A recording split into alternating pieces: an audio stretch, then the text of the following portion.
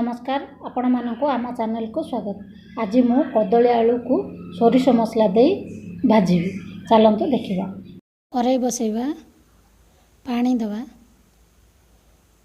पानी रे लुण हलदी लंका गुंड सोरिष मसला रे मुझे सोरिष जीरा रसुण भल भाव मिसईदे फुटा को छाड़ा। देखो मसला फुटी जाइए कदली आलू को पकईदे भल भाव मिसईदे सीझा को छाड़ा। कदली आलू सीझी जाइए भल भाव घाटीदे टमाटो कंचा लंका दवा भल भाव मिसई घोड़ेदे 5 मिनट पे घोड़े।